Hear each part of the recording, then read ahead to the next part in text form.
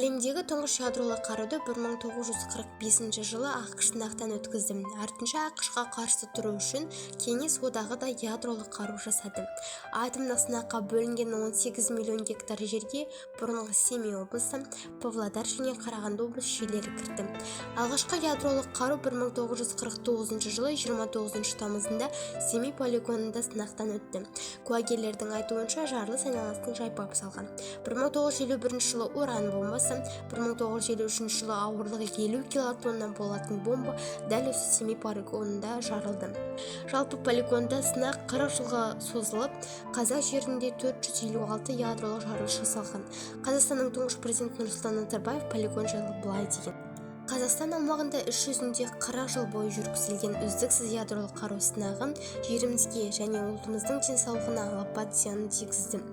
Әлі бірнеше қазақстандық ұрпақ денсаулығынан қатерлі сынақтардың салдарын сезінеді. Әлемдегі басқа бірден-бір ел Қазақстан мен қазақстандықтар сияқты ядролық сынақтан зардап шекпеген сірә. Расымен, бұл сынақтар бізге көп зиян әкелді. Халық белгісіз ауруларға ұшырап қайтыс бола бастады. Сәбилер мутант болып туылды. 100 баланың 48-і кемтар болып туса, 100-і тумай жатып шетін еді. Обырмен ауырғандар да көбейді. Қазаққа қасірет әкелген полигонның жабылғанын халық аңсады.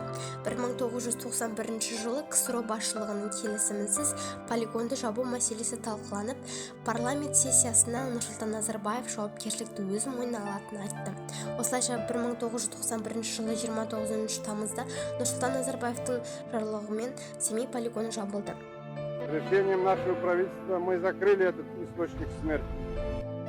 Міне бүгінде халықтың тыныштығын алған Семей полигонының жабылғанына 30 жыл толып отыр.